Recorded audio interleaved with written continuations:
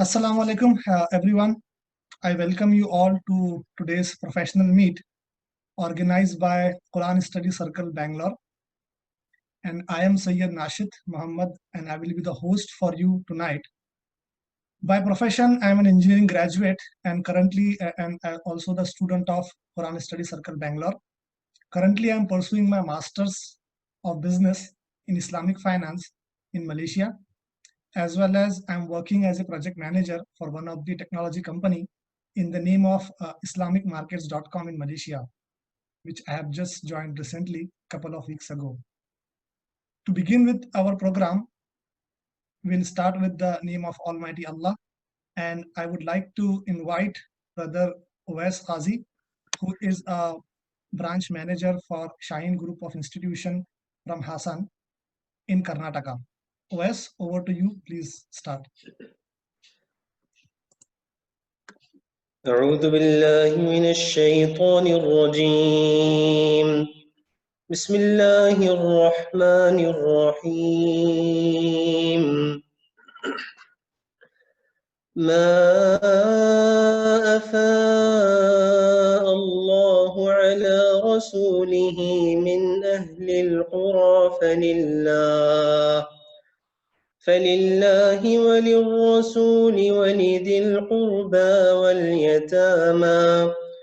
واليتامى والمساكين وابن السبيل كي لا يكون دولة بين الأغنياء منكم وما آتاكم الرسول فخذوه وما نهاكم عنه فانتهوا واتقوا الله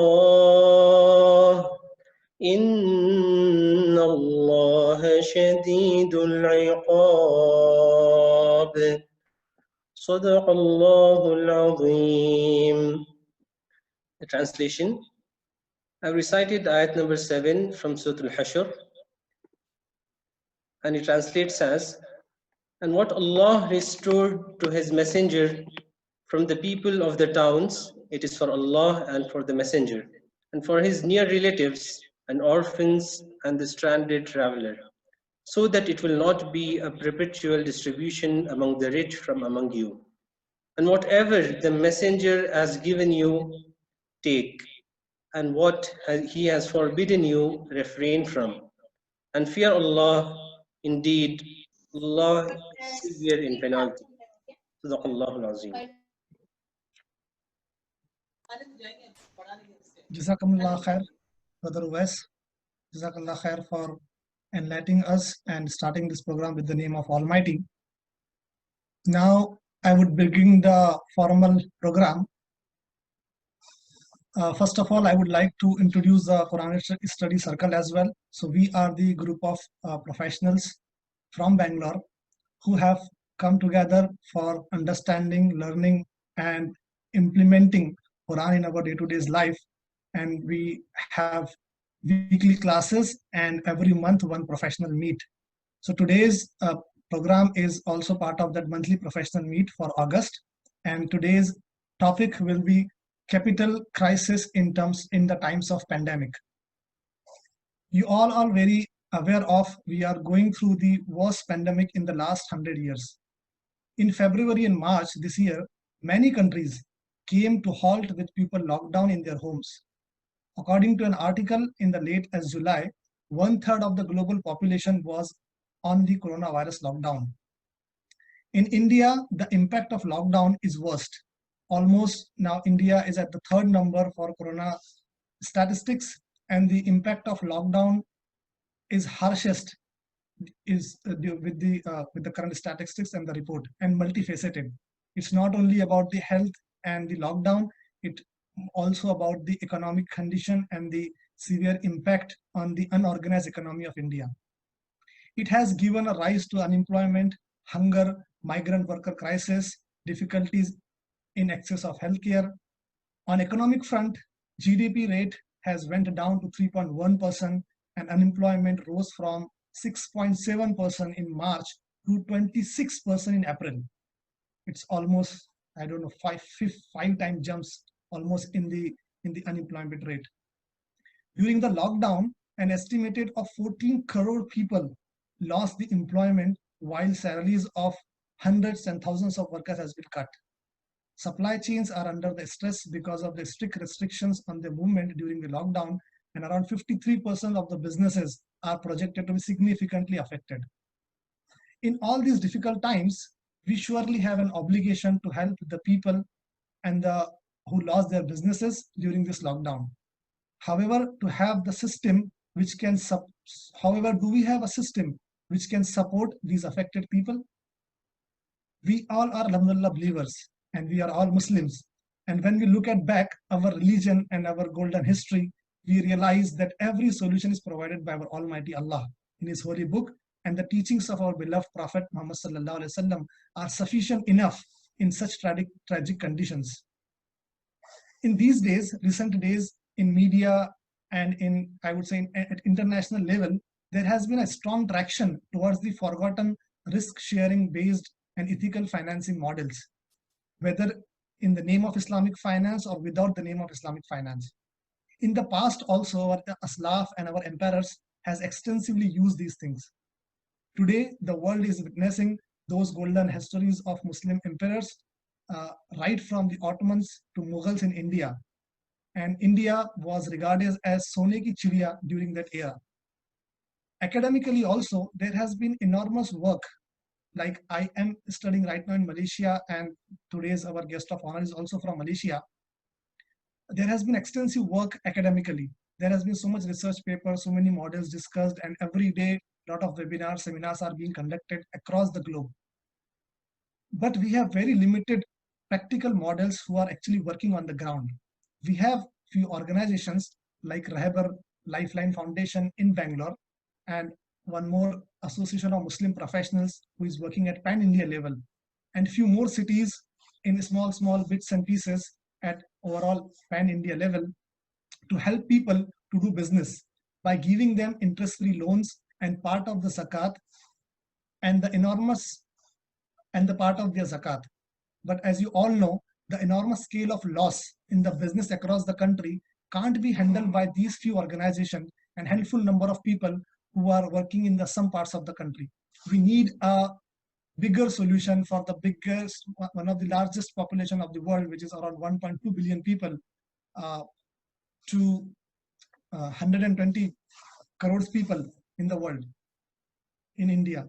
So today we are going to explore what are those successful Islamic finance model that can be scaled up in India, and can we empower our ummah economically. On one side, we have a huge requirement of the business community who are in tragic condition today, who need finances, and currently Indian banking system does not provide them any means, any solutions. Another side, we also have people who are looking for investments in various ideas, but the lack of trust, transparency, and poor regulatory framework of the country has been a roadblocker for both of these parties. India even don't have an Islamic bank, so is there any model which can fit into this existing ecosystem, and we can help our ummah by providing the ways of financing for microfinance, for financing the micro, small, and medium scale enterprises. Due to the COVID crisis, zakat and our social financing models also has been on rise, and we have seen very successful cases and stories from Bangalore itself, like Mercy Mission, who has helped the thousands of migrant workers and helped the people in crisis. But that was for the short period of time, but we need something which is a long term.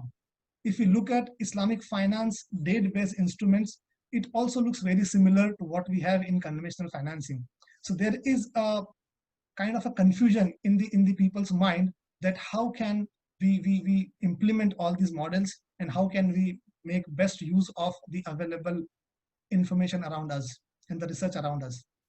So in today's professional meet, we have an expert, a researcher in Islamic finance, a towering personality, accomplished scholar, and international speaker to shed some light on Islamic finance for micro, small, medium scale enterprises. His name is Dr. Ziyad Muhammad. He is currently the Associate Dean of Online Programs and Director of Executive Education at International Center for Education in Islamic Finance, which is also known as INSEF in Malaysia. INSEF is the first global university to offer the Islamic finance specialization courses right from master's to doctorate level. And so much of work has been done so far. He is the chairman of Sharia Committee of HSBC Amana, Malaysia. He also served as a Sharia on the Sharia board in South Africa, Central Russia, Maldives, and Malaysia, and amongst others. He has been involved in launching Takaful, Unit Trust, and Islamic microfinance model in Africa too. He is the recipient of numerous awards for his unique Islamic social finance models, fintech modeling techniques being tested in UK, Southeast Asia, and Africa.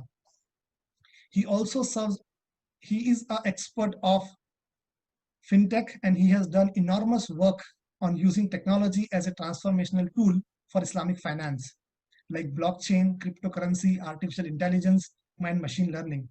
He is the strong promoter of Islamic social finance and has done extensive work under the domain of strategic utilization of the zakat. He holds qualification from Malaysia. He is a doctorate in Islamic finance and professional masters in Islamic finance, CIFP. He has done his bachelor's from UK in business finance, and he has done his MBA from South Africa in Islamic law. He is also an Arabic, he also holds an Arabic diploma. So I would like to invite now Dr. Ziad for his inspirational and insightful talk. Before he takes the floor, I would like to request all the participants to please be on mute.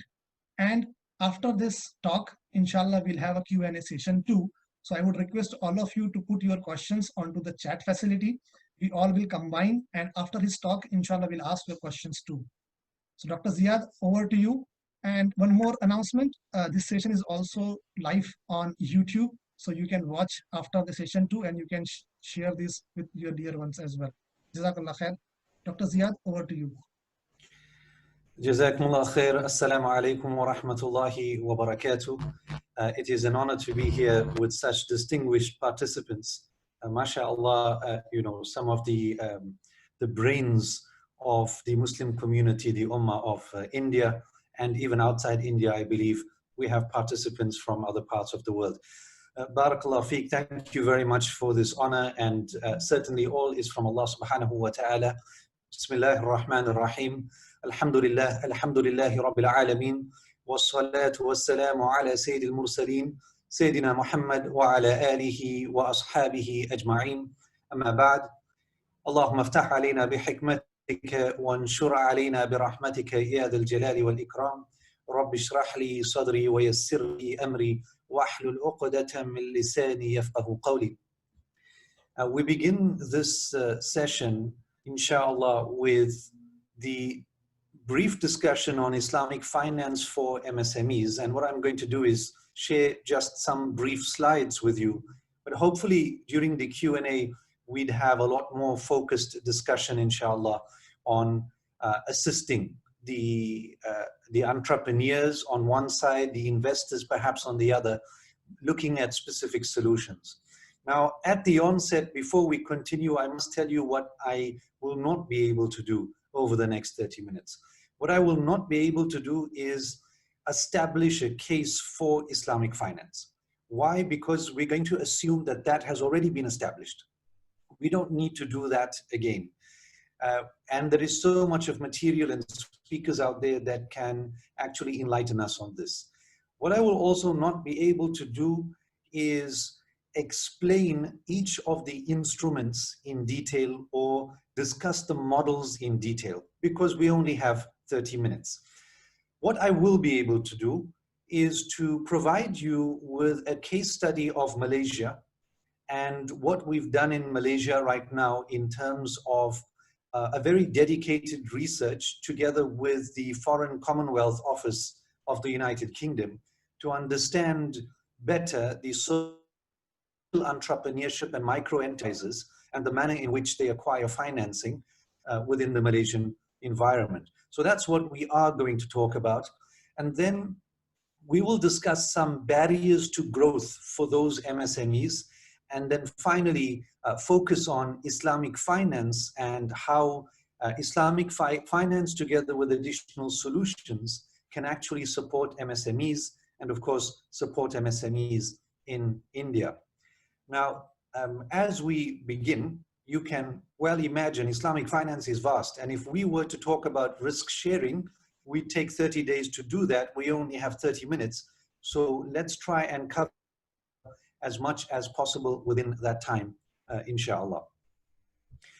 Now, as we begin, we realize that COVID-19 has had a major impact. The honorable moderator has already made that quite clear. And Malaysia has also been impacted. Yes, alhamdulillah, Malaysia has really dealt with the situation in a better or more significant manner than many other countries, alhamdulillah.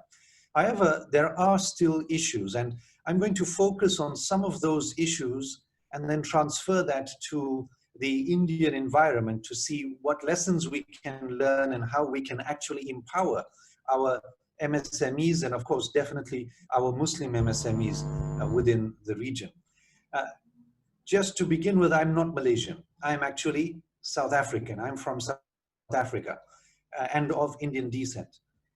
And it's important to note that because when we look at the South African environment, it is a more conservative Islamic finance environment, and a lot of what has been achieved in Malaysia in Islamic finance may not have been possible in South Africa due to the perspective. Now, the reason I'm saying this is because whatever we're going to suggest here must be taken and adapted and customized within the Indian environment, because we know that communities, Muslim communities in different parts of the world, interpret and absorb Islamic finance through their Sharia interpretations differently. This is a reality. It is not an issue of divergence. It is an issue of harmonization of the basis of the Sharia and then trying to approach it in a best suited manner. And there is nothing wrong in this. As part of the Sharia, we know that custom is also part of the Sharia. So here, as long as the custom is not against the nusus, the textual evidences, then we can follow it. Okay, let's begin quickly with the presentation proper. Now, the last few years, Malaysia has actually instituted a number of stimulus packages and support between 200 and 300 million ringgits and that is approximately $50 million to support MSMEs, to support social entrepreneurs as well. And the reason is, we know that self-employed individuals, at least 70% of them, only have adequate savings for less than 1 month. That means they live from month to month. Here, for a country that intends to move to a higher income level, meaning not middle income, higher income country within the next 5 to 10 years.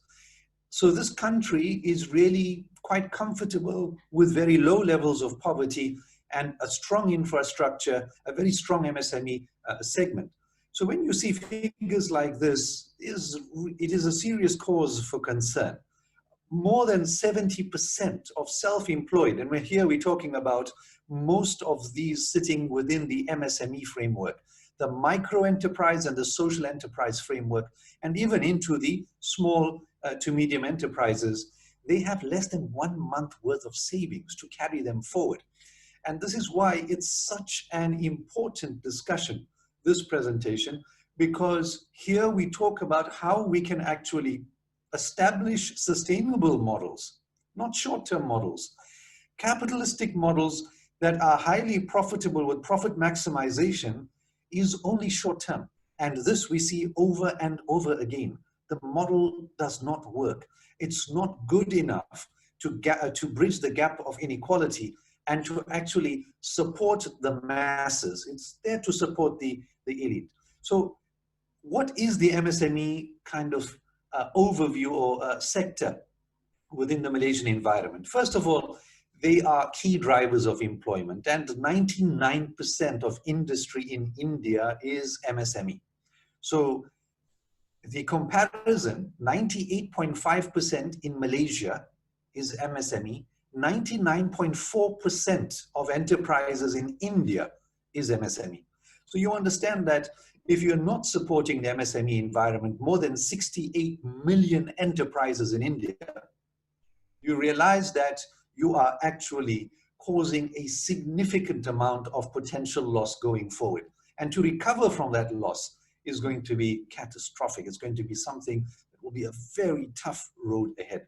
So, enough with the doom and gloom, just to understand 20%, back to Malaysia, 20% of MSMEs are owned by women, and over 900,000 business establishments are categorized in Malaysia as MSMEs. The medium and micro form the majority of them. And this is the same for India. And in segments, we're looking at the service industry being above 60% of the overall MSME segment. Now here, understand that Malaysia has more than 30% of its financing structure through Islamic finance. So it's a Muslim country. It has 60% or above 60% Muslims, and it has a very strong Islamic finance environment. In fact, it's referred to as the leading Islamic finance environment in the world. So there is a very famous Islamic finance development indicator set by Thomson Reuters. And this indicator pushes Malaysia so far ahead of the rest of the world that it sits at, the most recent points was 137 points. Now, compared to number 2, which is Bahrain, and then Pakistan, these countries are sitting within the 80 region and 70 region. So you can see the massive gap between Malaysia, Bahrain, Pakistan, Saudi Arabia, and the other Islamic finance countries, where Islamic finance is not 30%, is actually a lot more in many of those countries. But when it comes to MSME finance in Malaysia, then the majority of it happens to be conventional finance. So this is something we're going to talk about because this relates to India. Now, why is it that MSMEs have difficulty in acquiring Islamic finance even in Malaysia? It's because of the usual issues. First of all, they don't have a track record. They're small enterprises trying to make a living. They refer to as your mom and pop kind of vendors and suppliers. And in order for them to be successful, they really need to be hands-on. So they have a very little track record. They have very limited credit history, low financial literacy, inadequate documentation to acquire bank loans and bank financing, and insufficient cash flows, consistent cash flows to actually acquire financing. So therefore they self-fund. So when something like this happens, a disruption of this nature, COVID, or any other disruption for that matter, then suddenly that sets them back a number of years. And to recover from that is quite arduous. It's very difficult. And they eventually close up, and that eventually is not a 1 year kind of thing. It is a 1 month or 2 month kind of thing. Because they're living so close to that poverty line, they then acquire employment and attempt to move into the job sector to resolve their financial issues. They also don't have business plans. They maybe bake something at home, or they have a small tailoring business and they're sewing garments, or whatever they're doing in the service or manufacturing industry. It is too small to have actually consider a detailed business plan, a financial plan, a human resource plan, a technology plan. And that puts them even further back when it comes to sustaining themselves when there is disruption. So at a glance, more than 200 registered social enterprises exist in Malaysia. Now, when I say 200 registered, that doesn't mean that there are only 200 SEs. SEs are social enterprises.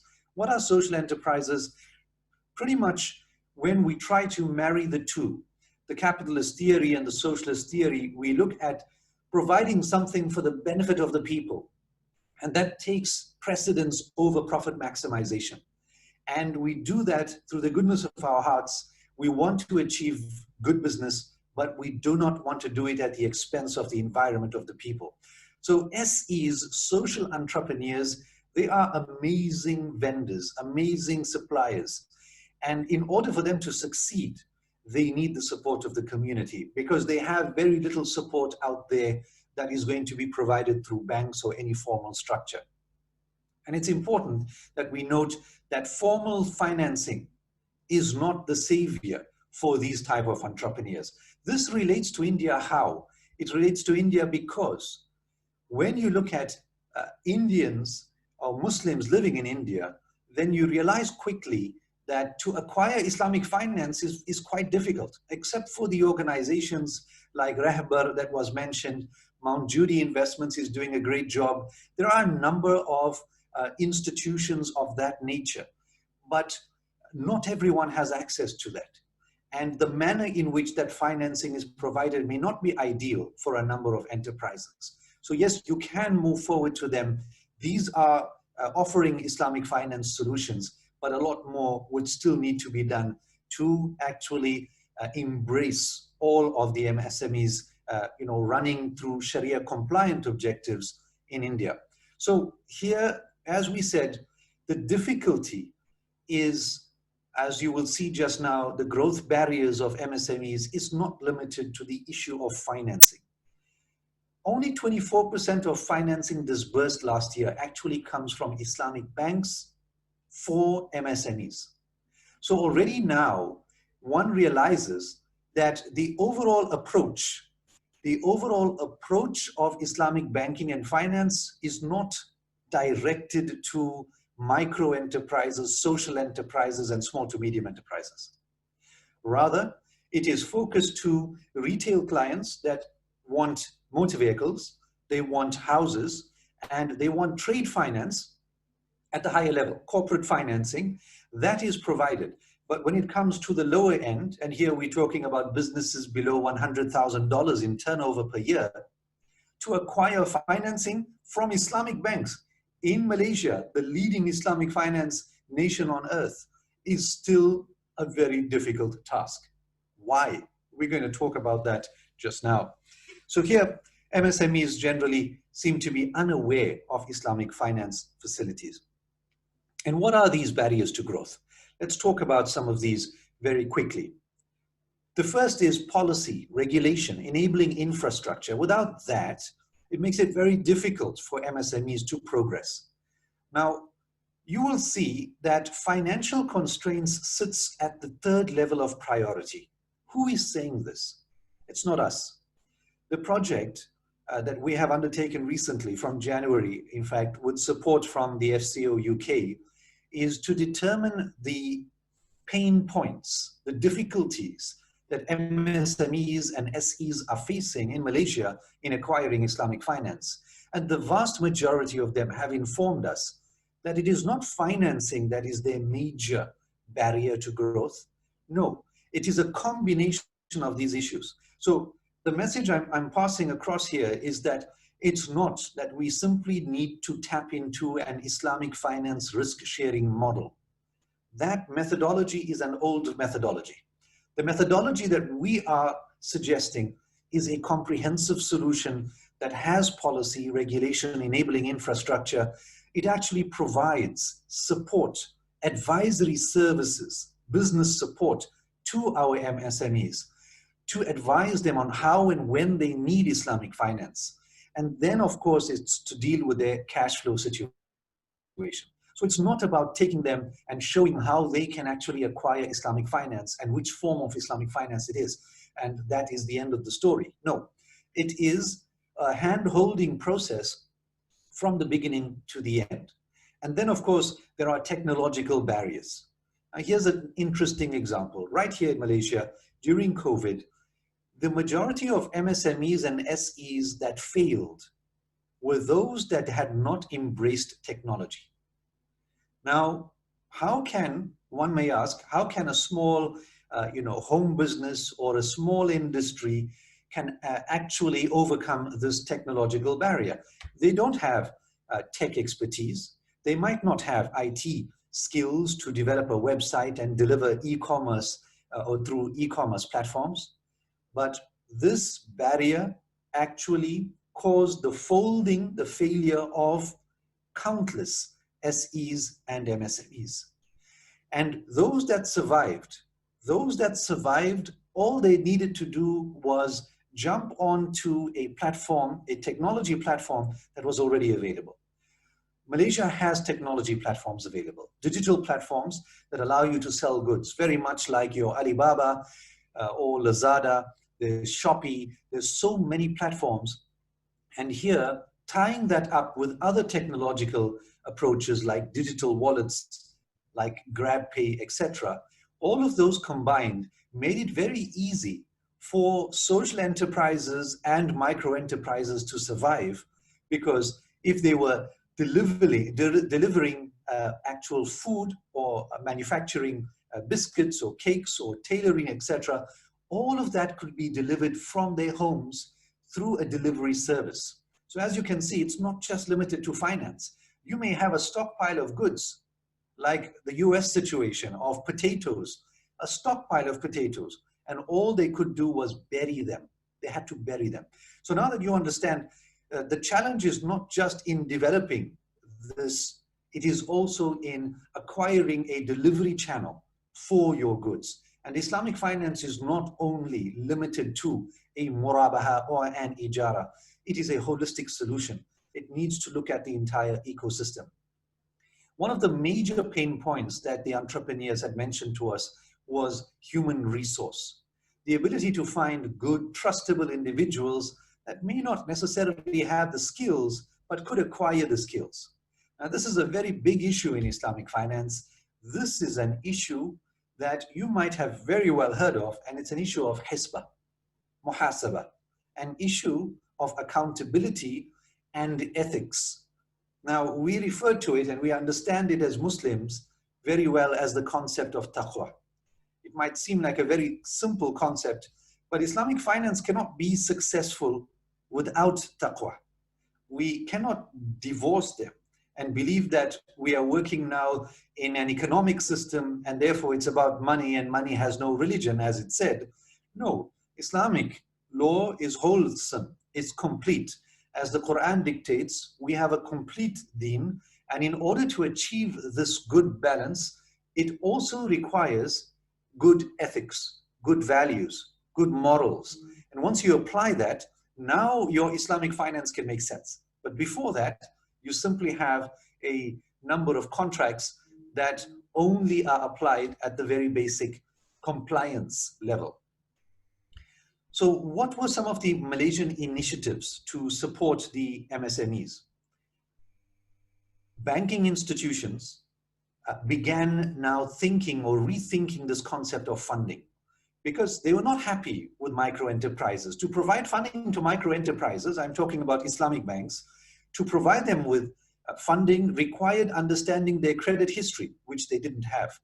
So there is now this process, and what we have been suggesting is using alternative methods of credit risk assessment.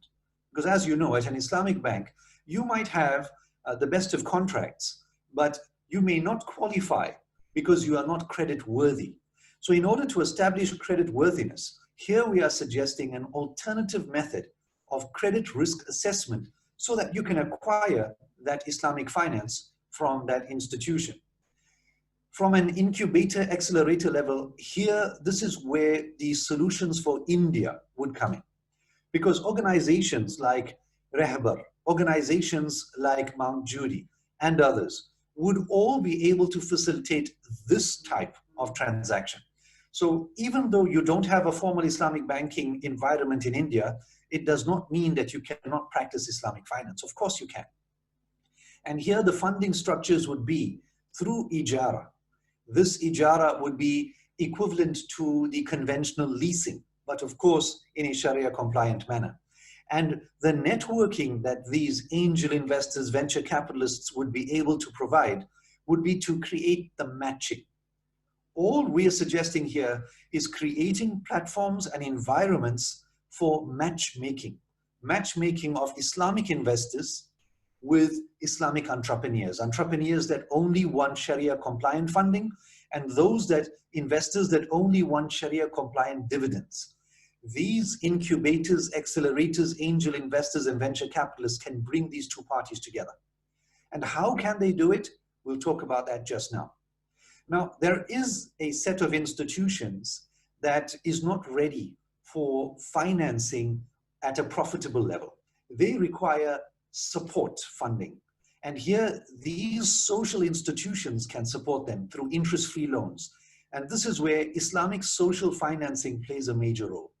This is where zakat, waqf, takaful, sadaqah can be used successfully to provide funding and business support. Now, government institutions and industry associations are very powerful. In Malaysia, of course, they are the ones that are driving the stimulus package distribution. They identify the qualifying entrepreneurs and they disburse the stimulus packages or funding to them. And that could be either in a conventional manner or an Islamic manner. So you might say, well, in India, you might have issues with regards to regulation of governmental institutions, but you don't have issues in terms of industry associations. In fact, the fact that I am speaking to you right now is that you've established some sort of community, and that community has a number of different associations. In India, you have Muslim associations galore, alhamdulillah. But these Muslim associations can now act as accelerators. And by unifying just a few of them working together, you can establish a platform for assessing potential entrepreneurs or entrepreneurs for potential funding, and then determining whether they are legitimate or not, going through a brief training process as what we do in Malaysia. And after they qualify from that, it could be a 1 month, it could be a 2 month, we have a 4-month accelerator training process to ensure that the basics of business all are well understood. And of course, now that the Sharia compliance is also understood within that accelerator period, now the venture capitalist is really intrigued and he is ready, he is encouraged to provide financing and investment to your initiative. So these industry associations can establish these Islamic economic ecosystems that facilitate incubation and acceleration for the entrepreneurs. And finally, fintech, and you know that fintech is a huge buzzword right now globally. This fintech should be seen as not as an end in itself, it is only an enabler. As soon as we start seeing it as an end in itself, we get lost in the tech speak. And then we get lost in these dreams that blockchain can suddenly change the world. We need to come back to reality and use it as the enabler that it was developed for, and as a delivery channel. As I've explained earlier, delivering your goods through an online platform, as it's done here in Malaysia, means that we, for example, did not have to leave our houses for 4 months. All our groceries are delivered. All our food is delivered, and it's hygiene checked. And all our utilities are paid online. And if we do need to go out, a car will come and collect us and take us with very strict hygiene, social distancing requirements. So fintech plays that major role in enabling and matchmaking the customer with the supplier, the entrepreneur. And that can be based on social technology as well. Now, there's a lot here, and these are just suggestions. Of course, there's a lot to say. We do not have the time to cover every one in detail. We've talked about some of them already, but these 4 pillars can be seen as considerations for the Muslim Indian community. And when you're looking at these solutions, you're talking about, first, understanding what is required from the Sharia. What does Allah subhanahu wa ta'ala expect from us when it comes to acquiring financing, dealing with our business, and then finally, providing to our investors? So reducing the gap can be achieved through practical knowledge dissemination. Using these types of platforms like the Quran Study Circle and others, they can be easy dissemination of graphic representations of the basic ijara and the musharaka and the mudaraba in a very simple manner. And this can be taught through, you have experts in Islamic finance in India, many experts, and graduates of INSAFE as well, like Dr. Ibad Mu'min and Brother Jazil. And we have more than 30 graduates in India from INSAFE specializing in Islamic finance alone. So you have so many, including Brother Abdul Raqib and his entire team. So there are so many specialists in India that you can incorporate into these associations so that they can disseminate and ensure that that gap is reduced, the knowledge gap is reduced. So that will allow that integration of the Islamic finance expertise within the associations. And what's important as a reminder to these experts that you will be using, you must be able to standardize the approaches. How? You need to look at what is existing, the Sharia standards of IOFI, for example, and then customize them for the Indian environment. You are allowed to customize them, work with Sharia scholars so that you are within the Sharia parameters at all times. The next pillar is the financing process. Imagine an entrepreneur requires financing, he has no cash flow, he's struggling through this disruptive era, and now you tell him that he has to jump over hurdle after hurdle after hurdle before he can acquire $100 or $1,000. Now, this puts him off Islamic finance completely, and he loses faith in the system itself. And the alternative would be either to forget about the business altogether or to acquire riba-based financing, which of course is abhorred, and we know what the Quran says about that. So it's to really create a very efficient process of acquiring these funds. And it's not to make him jump over all these hurdles, but a very simple approach of achieving the assessment criteria that the investor is looking for.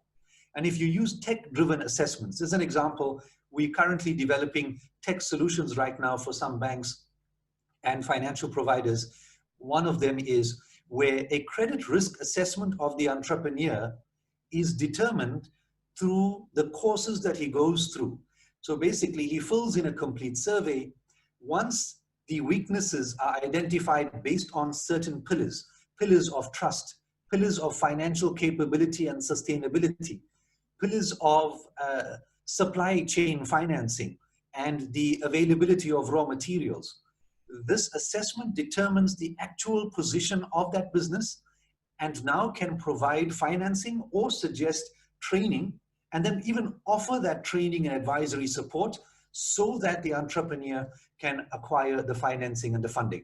So it's really a very streamlined process. And in that way, using the funding solutions, innovations in the funding solutions to support these entrepreneurs would be an amazing task. What we've done here is used a system called a blended enterprise financing. And in blended enterprise financing, we've devised a waqf zakat solution that is actually established as an initial cash waqf endowment that then uses zakat as well to distribute to entrepreneurs who have not been able to buy food for the month. So it's really moving the lowest of the low entrepreneurs at least above the poverty line, and then providing them with investment funding to support their business.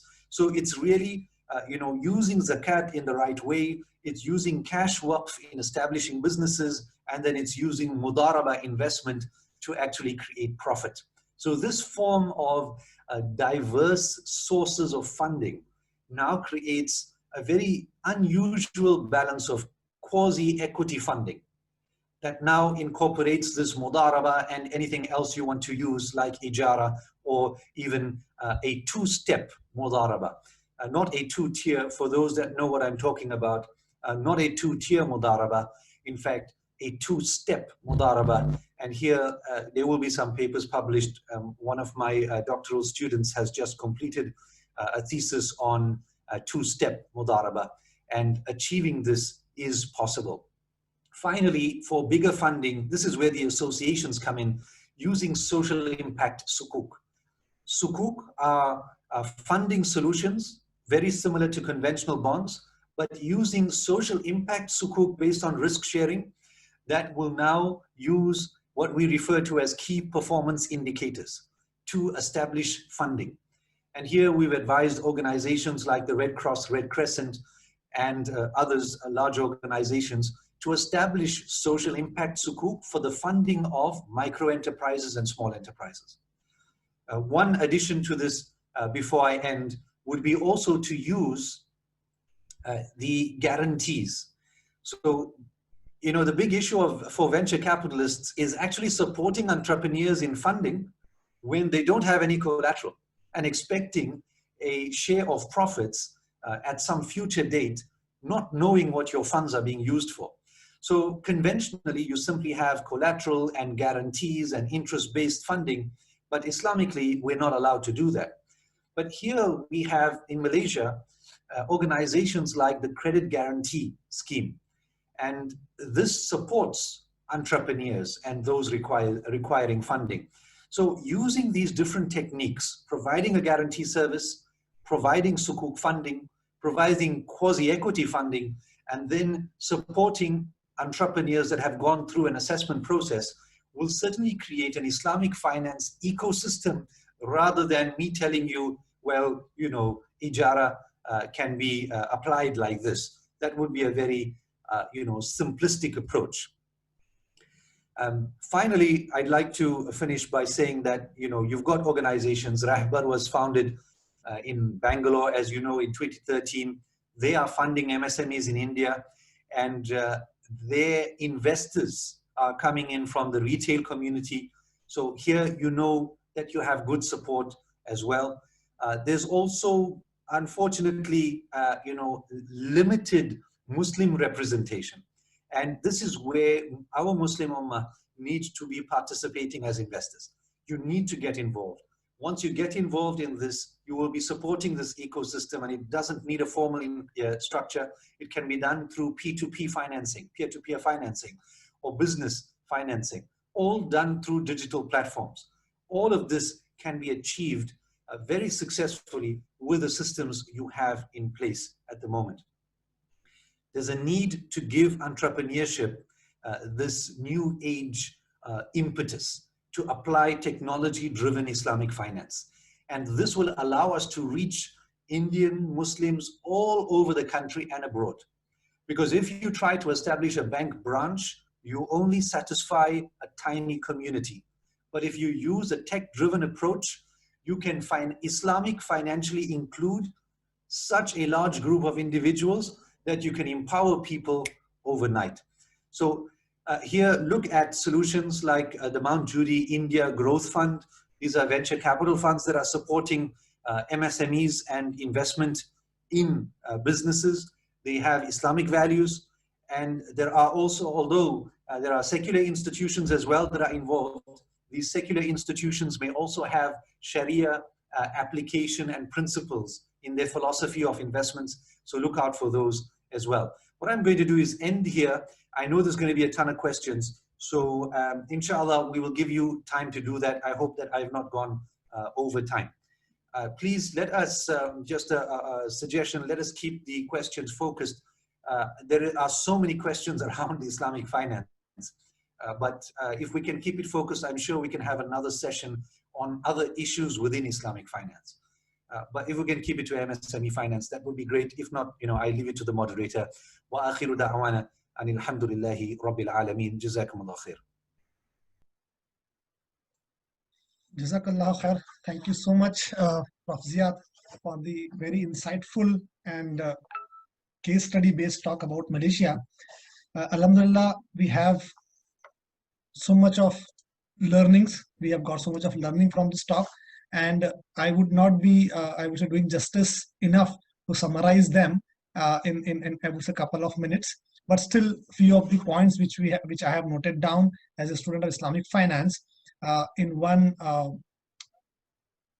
way, which could be like this point is very much clear from your talk that Islamic banking really not necessarily required for implementing Islamic finance, and Islamic finance, and especially the current problem which we are facing about the MSMEs is not only limited to financing models or financing solution, it is much more than that, and we need an ecosystem to solve this bigger problem, wherein people like us and social institutions, NGOs, different non-government organizations, and study circles like Quran Study Circle in Bangalore can play a very, very important role.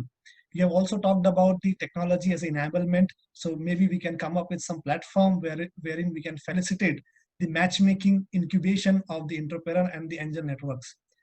We need to utilize this existing ecosystem of Indian institutions in such a way that we can be an enabler for this entire MSME problems, and could be the solution in the overall ecosystem.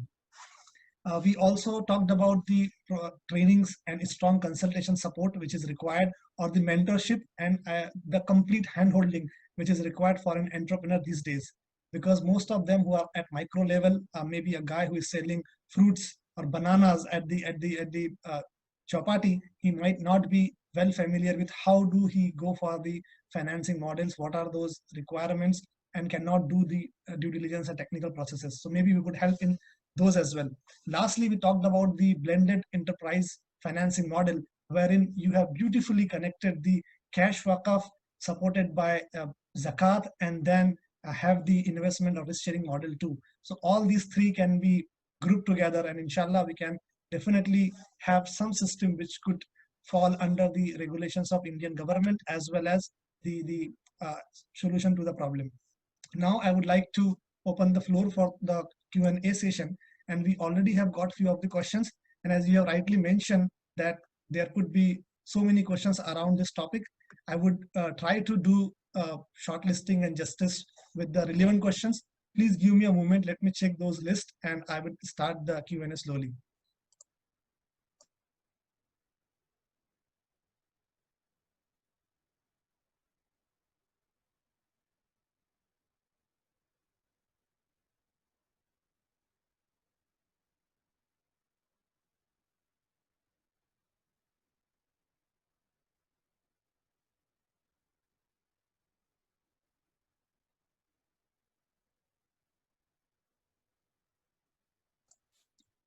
One question which is very specific to Malaysian context, that you have mentioned that Islamic banking, it stands at 24% in Malaysia. Are there, so the question of the participant is, are there any drawbacks in policy making by the government or lacunas in policy making? Why this number is still low, or it is something else, or like who is responsible for this low allocation in terms of Islamic banking models? The Islamic banking share in Malaysia is not 24%, it's 31%. What was on the slide was 24% of financing has been given to MSMEs. So this from Islamic finance. So this is the challenge. And the challenge is not really an issue of policy or regulation in Malaysia. Rather, the issue is of financial literacy or Islamic finance literacy of entrepreneurs. Now, saying that Islamic finance regulation in Malaysia is by far the most advanced. They have an act called the Islamic Financial Services Act of 2013, which is used as a model globally for the implementation of Islamic finance regulation. But even with that, there is the misunderstanding of the community on what Islamic finance is actually about. And it's not limited to banking. That is our misconception. Islamic finance is about many pillars, and Islamic investments forms a crucial pillar, Islamic capital markets, that is. And then you have takaful, which is another pillar. Islamic banking is one pillar and really takes care of a specific segment of society. But you have to look at a complete ecosystem, and very few countries have a strong ecosystem like Malaysia has. And it's not just policy that will be driving Islamic finance, it's also customer demand. And customer demand is established only after you understand the harms of riba and the importance of risk sharing, or the importance of doing things that please Allah from an economic and financial perspective. Once you understand that, then you will move towards it. And it's also the fact that the differences between Islamic finance and conventional are not quickly understood because it looks like a complete imitation. And that is a very big criticism. And one has to be careful about that criticism. But yes, there are justifications in that as well. So that's just a summary of the answer. Thank you, Prof. We have one more questions that we have social banks, sorry, Islamic social financing and whatever cooperative societies what we have in India, are they same or is it something different, or can we learn something from that existing infrastructure in India about the cooperative societies? Okay, so this is a very important question. In fact, we've been posing or proposing the suggestion of Islamic social digital banking. And Islamic social digital banking really takes care of that MSME segment and SE segment and the cooperative sector. Does the co-op society or the cooperative banking society, institutions in India fulfill the same thing as Islamic social finance? Unfortunately, they do not. Why? Because their methodology is not in line with the Sharia. With my limited understanding of it, it would apply certain levels of interest-based structures, and naturally that would not be there. But even without interests, even if it was an interest-free environment, there are ethical values that are prevalent within the Islamic finance structure, which would also have to be applied. And therefore, Islamic social finance is different. It does not have to be formalized, as I said, but it would need to be applied and implemented outside the existing co-op societies. Thank you so much, Prof. We are working on providing technology solutions to Islamic finance institutions. Like one of the participants has been working, Alhamdulillah, it's a very good news. And it was highlighted here how important are the tech platforms. Our experience shows that the technology solution providers are the last investments that all business thinks of. How can we convince them to on the importance of such platform? Shall we, like it's a kind of a, who is the enabler for whom? Can technology investors, technology platforms can become an enabler for themselves first and then cater the needs of others? This is an important question. And here it has been government institutions that have been driving fintech enablement. So it's to identify social enterprises, it's to bring them in to accelerator programs and incubator programs, and then it's to show them how their businesses can be tech driven. And all of this training is provided through funding by government. And in addition, there are other packages that are available to these social entrepreneurs so that when they complete their training, they can actually use this funding to establish their businesses and move forward. So this awareness program can be achieved through proper accelerators. You need accelerators, you need incubators.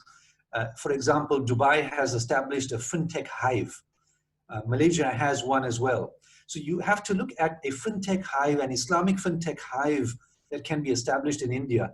And you have so many associations that can come together. We can even help to facilitate this using something like what we do here in Malaysia through InSafe, where we have a fintech platform. In other words, it's a finnovation where there's innovation in fintech. They come in, they present their ideas. We have professionals that can actually assess them, and they are given advice, and the winners are given funding and then provided with additional support and advisory support services to build their businesses. So this has to be done over and over again. And believe me, the entrepreneurial mindset in India is prevalent. It's there. The spark is already there. It's just guiding them through this channel of acceleration and incubation and building them through a proper system where they can actually have good mentorship and support structures. This will drive them, this will allow them to grow very quickly, inshallah. Inshallah. There is also one question about the zakat and its strategic utilization. And somewhere the participants as well as various institutions also feels that we have been failing in the strategic utilization of the zakat, and the the special aspect in terms of business and the livelihood, and especially to support the MSME segment. Under your experience, how we can strategize our zakat and prioritize the charities so that this problem, which is a result of the big pandemic, can be at least solved at certain level? Well, the first approach should be institutionalization. Now, normally, I would be someone that says that we need to move away from institutionalization, because once you give your money to an organization, you don't know where it goes to. However, here we're saying institutionalizing zakat through respected associations is better than trying to distribute zakat yourself. Now, this goes against our normal mindset, because in South Africa, it's very similar to the Indian mindset, saying that I have my zakat, I will only be satisfied when I hand it over by my hand to the person who needs it, and then I know my responsibility has been, given over. But unfortunately, that causes more harm than good, because you are giving to perhaps people that are not deserving. But because you feel satisfied in your heart that you've given it, you feel the responsibility has been lifted. Institutions are a lot more organized. They have projects that they have analyzed. They understand the situation of families and whether they are in need or not. And therefore, providing zakat through them, I'm talking about trustable institutions, you will achieve a lot more from your zakat distribution than handing it over to the same family year after year because your father or your grandfather gave it to that family. That causes more destruction over the long term than a growth. Or if you want to see the impact of your zakat, then you've got to move through institutions. But again, there's a warning to institutions as well. You need to be trustworthy. You need to have that integrity. You need to assess and analyze. And here I suggest a model. And that model is the Baitul Mal model of Indonesia. Here, they move from town to town and they analyze the village by identifying volunteers in the village, young volunteers, who provide them through survey as an assessment of what income and how income is derived in that community. So for example, if it's a fishing village, then they will know how many fishermen are there. They will know how many boats are required. They will know how many nets are required. And now the zakat is provided not in cash, but in boats and nets. And that is given to the fishermen. And there is a training process of how to fish sustainably and how to look after your equipment. And then there is a continuous follow-up. Now the zakat is impactful. But before that, you handed him money and that lasted a month, 2 months, 3 months, and then you need to give him zakat again. So because everything is gone. So this process is not sustainable and it's not the objective of zakat. You need to use it empoweringly, and the manner in which we currently use it is just a simple disgrace. We have between $200 and $500 billion of zakat annually. In 6 years, we can rid the entire world of poverty. But we haven't done that in hundreds of years, simply because of the matter in which, in how we disperse our zakat. It's very sad to listen, as well as definitely it opens a big door now for the people like us and the professionals to establish such institutions which are trustworthy, have a best use of fintech, and then maybe think in the long term for the strategic utilization of the zakat and the charities. And I, being into Malaysia, alhamdulillah, I've been witnessing a lot of such models based on cash wakaf and so on. And definitely we have talents as well as the entrepreneur mindset to drive it further. It is just the moment when we start, like we have other ventures started, inshallah, so much can be achieved. One more very relevant question which is on the chat was incentivization of the Islamic finance or social financing model. Somewhere the community or the ummah has failed to realize this incentivization when they really come and to compare it with the conventional or any other finance. In fact, due to some of the fraud cases which have recently happened in India, and in fact it happens all over the world as well, somewhere there is some lacuna, or I would say some scare or fear in investing into such models where the risk is involved. So audience would like to know what incentivization could be made, or I would say apart, like I can understand the profit sharing, but still from the audience perspective, how do you see this incentivization and how can we make best use of it in the Islamic social finance model? This is very relevant, and it comes back to a point we mentioned earlier. It doesn't matter how compliant your contracts are. At the end of the day, are you practicing as a true Muslim? The concept of hisbah is what we mentioned.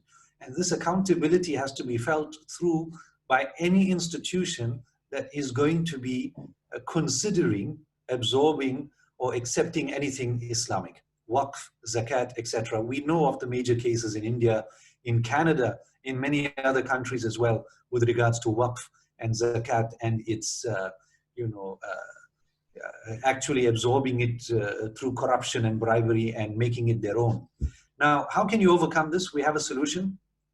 And what we are proposing for this approach is to create, through our auditing professionals, Muslim professionals, create an association that establishes an integrity framework, a value-based framework that is auditable for these organizations.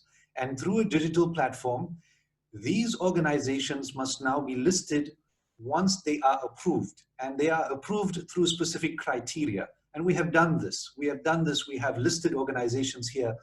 And using this, it works very similar to a stock exchange, where you have companies that have qualified because their financials are audited, they have good cash flow, they have good collateral, etc.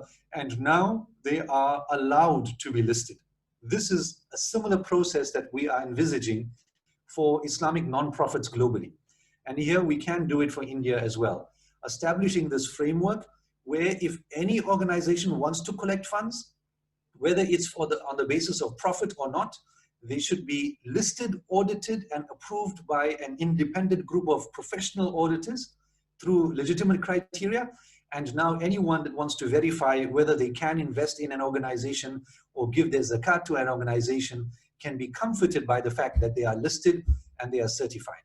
It's not a perfect approach, but at least it does reduce the overall levels of corruption and misuse and fraud of Muslim money. Jazakallah, Prof. Let me look at a few more questions. I think we'll take 5 more minutes of yours, and then inshallah we can then go towards the conclusion.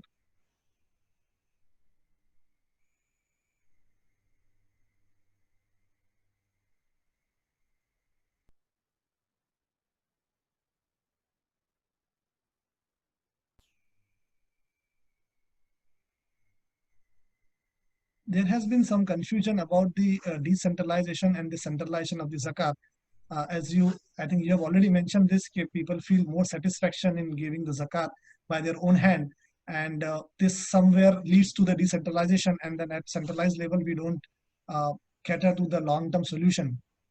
So the confusion of the audience is what model really the Islam proposes, or if it is centralized, maybe in terms of employers and the like Baitul Mal example, what you have mentioned for Indonesia, how that can be replicated in Indian context when we don't have such institution itself for Baitul Mal or such empires itself who can, like the state itself who is looking after the zakat, because we don't have that framework. Okay, fair enough. I don't believe that it cannot be replicated simply because it has to be state driven. The Baitul Mal system, the BMT system of Indonesia, is interestingly replicated in Indonesia itself by other organizations. And these organizations like Rumah Zakat, these organizations achieve or do the same thing that BMT achieves, but they are more focused perhaps on hospitals or schools or specific segments. So for it to be non-state driven or association driven is very possible in India. And India is so large that you can actually apply it within your organizations that you have already established. It comes back to this argument of centralization, decentralization. We're not talking about centralization here. We're talking about decentralization, but decentralization in the form of institutions. So if you have 1,000 institutions in India that follow a specific set of criteria and they are distributing accordingly, then it is decentralized from the fact that there is not one single organization doing it, but it is a lot more centralized than the individual handing it to his recipient, if you get what I'm trying to say. So it just adds a little bit more organization in the manner in which we collect and distribute. But then let me add one more caveat. How do we trust? And this is the big issue. How we trust is now to use potential fintech solutions. And blockchain provides that potential solution. Blockchain need not be understood by the giver. It doesn't even have to be understood by the receiver. If the back office applies blockchain effectively, that entire process now cannot be adulterated. It cannot be changed in any way. And because of that, the giver, the donor, is now comfortable with the fact that there is a system in place that ensures that my funds are recorded and given to a recipient, and my recipient is receiving this, and there is a record of it, and nobody can touch that record. That's a simple concept to understand. You don't need to understand whether it is using an SHA-256 algorithm or whether it is using an Ethereum platform or Plasma. You know, well, it's recorded somewhere, nobody can change it. I know it's going to be received by the person who needs it. That's all the donor needs to know. And he, will have that confidence that it's done correctly. So it can be achieved. It will be achieved, inshallah, in India. Inshallah, inshallah. Thank you so much, Prof. And I hope in the short discussion, we have enlightened our audience with the very insightful talk, as well as the very engaging Q&A. Alhamdulillah, we have received many questions as well, which I have not asked due to the time limitation. And some are very specific to few, I would say very specific to few of the things. Inshallah, we could collect these questions further, and definitely I will pass it on to you. And I would request you to please share your presentation as well with the organization team, and these questions also can be answered post the session. Now, moving forward, I can understand here it's 11 p.m. in Malaysia, and it's already late for us. We have one more concluding talk by one of our speaker. If I would say you can have with us, it would be our honor to have you. Otherwise, I will leave it to your discretion. Moving forward for today's professional meet, we have the concluding remarks by Dr. Taha Mateen. So before I invite him for the talk, I would like to share my my personal experience and the story which I hope could inspire a lot of the audience today. Everyone has one person in his life who can influence him to a very great extent. Generally, it is one's father who a child consider as a role model and admire him in the childhood. These role models also keeps on changing or evolving over a period of time, from parents, then we have teachers, and then mentors, and so on. I being into right now adulthood, I would say, in starting point of my career, wherein I just finished my graduation a couple of years ago, and then I work for one of the company. I joined TCS, Tata Consultancy Services, in 2015 in Bangalore. And I was, alhamdulillah, very satisfied where I was working, and I was working for one of the largest IT company in the world and enjoying whatever weather and the hefty salary we have in Bangalore. But something was definitely missing into my life, and I was not really satisfied what I'm doing as my day-to-day job. My friend, one of my friend who is also from a native place, introduced me to the Quran Study Circle, and I would love to thank Almighty Allah Subhanahu wa Taala that somehow I got introduced to this study circle, and then I found one of the new mentor of my life, and the person who has influenced my life to a very great extent. I would not mind saying that through him I got the true meaning of being Muslim and found my way to contribute something towards this society. Finally, after 2 years of engagement with this Quran study circle and the thought process and the discussions which we guys used to have every week, and the monthly professional meet, which today I'm anchoring as an MC, this helped me to take a very big decision of my life. in my career journey, and I resigned my job from TCS, and Alhamdulillah, I landed up in Malaysia pursuing the post-graduation in Islamic finance. Although I'm not a student of INSEF, but I stay, I would say, very close to INSEF. I study in University Malaya, and Prof. Ziad, as well as all the people, Alhamdulillah, INSEF are somehow kind of my mentors, and I keep listening to their talks and then learn from them as well. And my personally into the University Malaya. The person is none other than Dr. Taha Mateen, who has inspired me. He is my teacher and my mentor. By profession, he is a practicing medical doctor and a very well-known personality in Karnataka. He is the MD of Acura Hospital and trustee of fully charitable hospital HBS in Shivaji Nagar, Bangalore. He is also a great thinker, philosopher, and well-known public speaker who has influenced many students like me and has given a new leaders to the community. Who one day, inshallah, will bring a big change in the world and will always be in the first row for the cause of Ummah. So please welcome Dr. Taha Mateen to enlighten us today and have the concluding remarks of today's topic. Jazakallah khair. Thank you so much. Jazakallah khair, brother Nashid. Assalamu alaikum wa rahmatullahi wa barakatuhu. Alhamdulillah. Alhamdulillah Rabbil Alameen wa salatu wa salam ala Rasulihil Kareem wa ala alihi wa ashabihi ajma'in. Respected Professor Ziad Sahab, ever since I met you at the Zakat conference last year in April, I remember, in India, in Calicut, you were the person who impressed me most in the entire conference. A towering man, a thin man, and everybody knows I like thin people, a Hafiz al-Quran, his demeanor, his appearance, his mannerism, his intellect, his depth of erudition was simply something that fascinated me.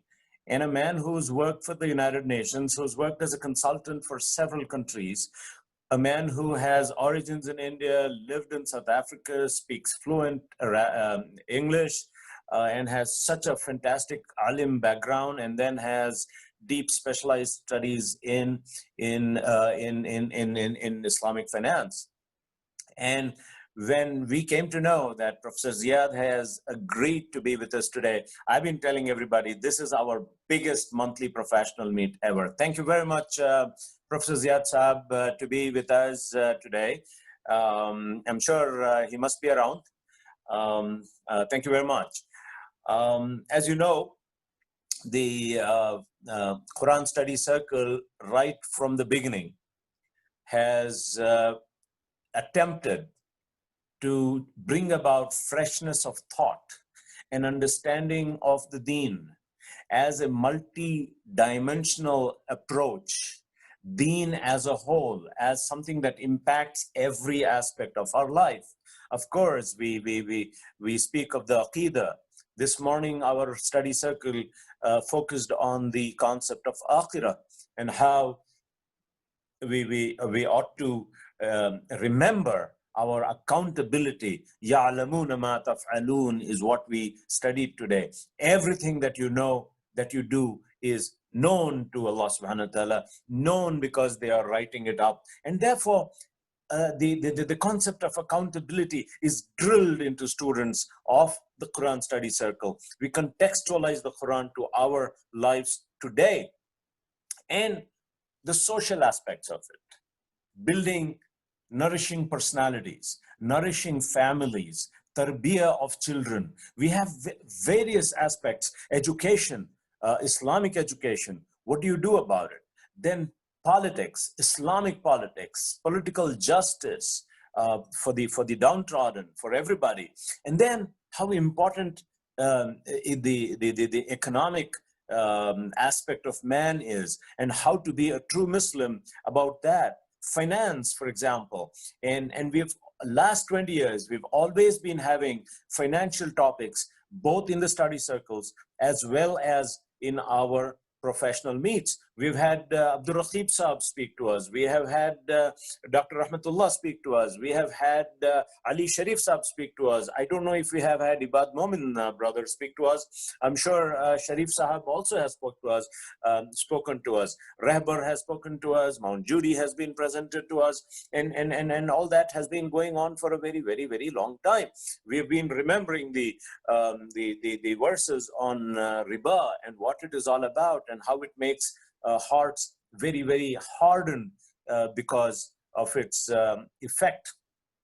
One of the important aspects of the study circle has been trying to understand evil and the way the system of evil works, how their society works, how the politics works, how the economy, the economic system and the finance work, what is capitalism and what is its impact of on human understanding of life, and how we have become people who think from the stomach for everything. A lot of people are in the study circle who have gone on to entrepreneurship, into social entrepreneurship, into financial entrepreneurship. And I'm proud to say that Rehbar, Judy, Lifeline, Sahulat, Jan Seva, all of these have something to do with the students of study circle. Absolutely, no doubt about it.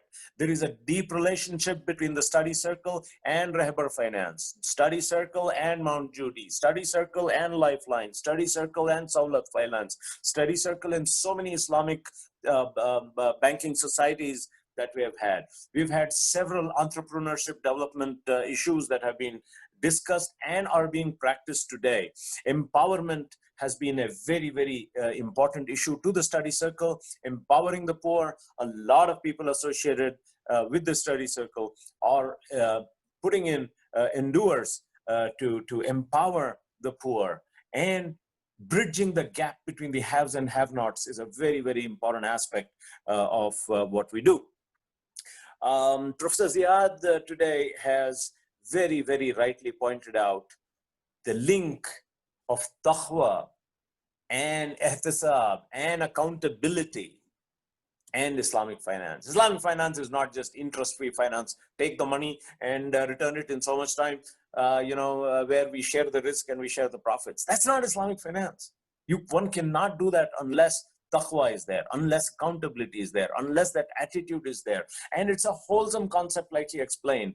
I mean, human resource. If we cannot manage human resources on Islamic principles, what do you do with just finance, which is interest-free? It's meaningless. So unless we make it very comprehensive, we are not going to be successful in this. We need to customize, we need to contextualize. Thank you very much, Professor Ziad, for bringing in the concept of Islamic social digital banking, the concept of Islamic social finance, and for introducing us to the model of Baitul Mal in Indonesia.